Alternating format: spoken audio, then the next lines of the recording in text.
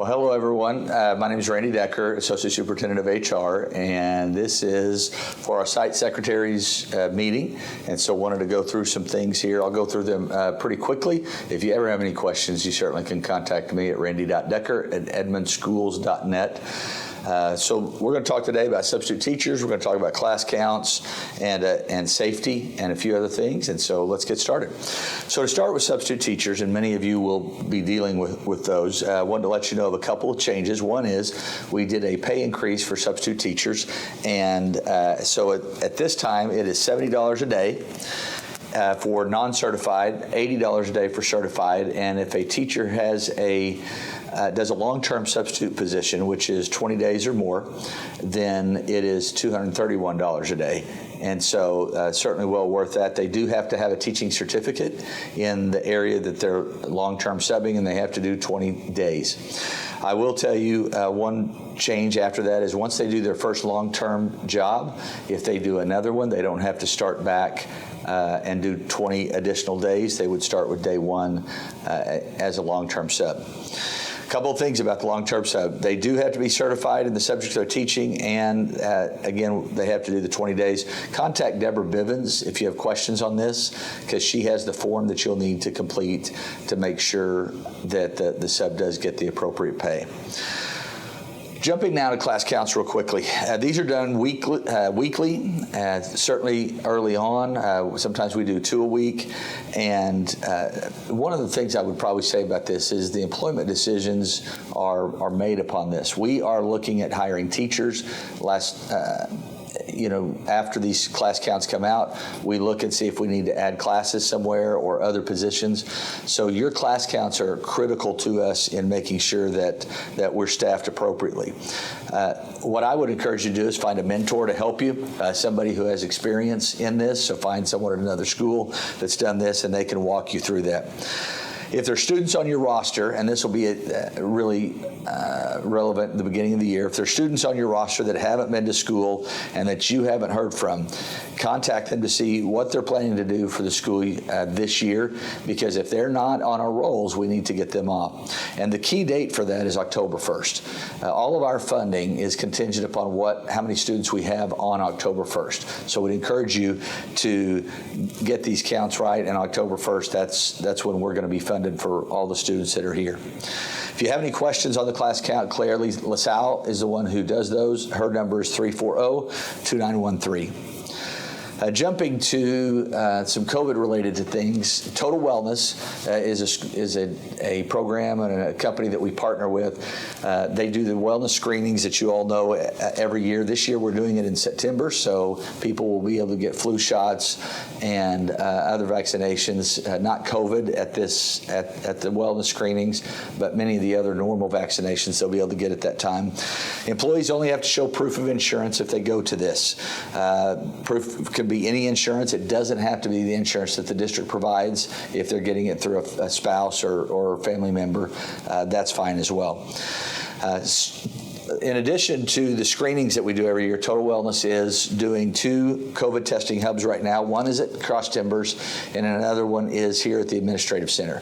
The one here at the Administrative Center is for employees and their children only. The other one at Cross Timbers can be for anybody, employees, but it could be for students and family members living in their household as well. A health provider is available there. It's really a telehealth visit, so when people go in to get tested, they'll meet with a doctor, and that's how this whole model works. And this doctor can prescribe medications as well. So just wanted you to know that that's available, and you should. We email out frequently the information, so you can pass that on. If you have students coming to the office that need to be tested for COVID or flu or strep, they can go to these hubs and get everything taken care of. A couple of other things I want to hit on right now is related to safety, which is probably one of the most important things that we do that's not in the classroom. Mike Johnston is our safety coordinator. We're also hiring an assistant safety coordinator due to all that's gone on this year with COVID and all the safety needs that we have. We in addition to that, we have district radios new district radios that we've purchased. So you should have one in your building, have it in the office area. It may be in the principal's office. It will connect you to the rest of the district. Later on this year, Edmond Police will come out and program these so that that radio can connect directly to Edmond Dispatch. So if you have an emergency, you can contact them that way as well. You always dial 911 if you need to, but these radios will help you keep in contact with them as well. One big thing I would probably share with you is just having a situational awareness of what's going on around you. And I've used this analogy several times, but we have apps for everything nowadays. You want to order food, there's an app for that. You want to get a ride somewhere, there's an app. We need you to have an app to notice when something's not right in the school. Maybe it's two students that look like they're about to get in a fight. You don't have to know what's wrong all the time, but you have to know that something's not right and act. And maybe it's just water on the floor around a pre-K area in an elementary, and so you're avoiding injuries in that case. Maybe it's a door opened at the high school, and it may just be two students that are working together because one's coming late to class, but it may not be. We need to have an app that alerts us when something doesn't look right. And it causes you to do the right thing, and that is to tell somebody, grab another teacher, grab another support employee, whoever that is, and make sure that you address the situation or get somebody there to address it. And I can't tell you how important that is. Here's what I know, and what we know in today's world is we're not always safe in a grocery store, at a concert, in a movie theater. We know in schools there have been safety incidents, restaurants, you name it. We're not always safe. We've got to be alert. But here's what I do know that we have over anybody else out there, and that is we have 25,000 students and 3,000 employees. That's 28,000 people in our 34, 35 sites every day. If we're watching for things that aren't right, we can make it a safer place. Does it mean we can stop everything from happening? No.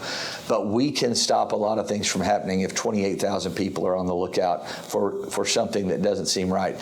And probably more importantly than that, and I'll talk about badges here in just a second, is to make sure that everybody has a badge. And every student has a badge, and that anybody that's in your building has a right to be there. Noticing that is probably one of the most important things you can do. Also related to safety, I would mention real quickly is workers' comp. We want to make sure that you are safe. The number one injury that we have are slips, trips, and falls. And so making sure you're careful in those areas. Another thing is to use carts. Don't try to pick heavy objects up. We have carts. We have step ladders. Don't stand on unstable chairs and those kinds of things. But all of those things can help us be safe. Here's what I would tell you is if you get hurt, you always fill out an injury report. If your staff gets hurt, we need to make sure they fill out an injury report. Whether or not they go to the doctor is up to them. And really the rule we use there is we ask people if this injury had occurred at home and it was on your dime and your insurance, would you go to the doctor? If they tell you they would go to the doctor, then you need to call me or you need to call Carla Cormack, and either of us can authorize treatment at McBride Clinic.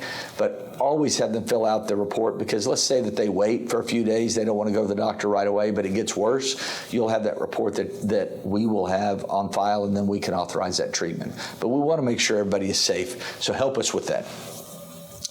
Finally, what I would mention on the last is related to badges, and that is checking that all people in the building are wearing a badge. Crystal Rodriguez is overseeing employee badges right now, and that's extension 2966. She's your contact person. If somebody loses their badge, notify her immediately so that we can turn it off, because it's really a key. If they have access to a lot of buildings or even one building, that's a key. So we need to make sure that it gets turned in quickly so we can deactivate it. Badges are at all sites, and so administrators' buildings have building access for 24 hours a day, while other staff members have access typically from 6 a.m. to 10 p.m. If an employee changes his or her home site, that's where you need to contact Crystal, because we will need to make sure that we cut off access at one place and give them access at the other school where they're moving to. If it's not working, again, you can call Crystal or you could call Mike Johnston, our safety coordinator. Other than that, trying to move quickly, that's really all I have for today. We hope that you have a great school year. Please know we're here to serve you. The HR department is here to meet whatever needs you have, whether that has to do with getting new employees onboarded, whether it has to do with time cards, workers' comp, benefits, all those types of things, substitutes, all of that falls in HR, and we're here to help you. Just give us a call. Thanks, and have a great day. Perfect.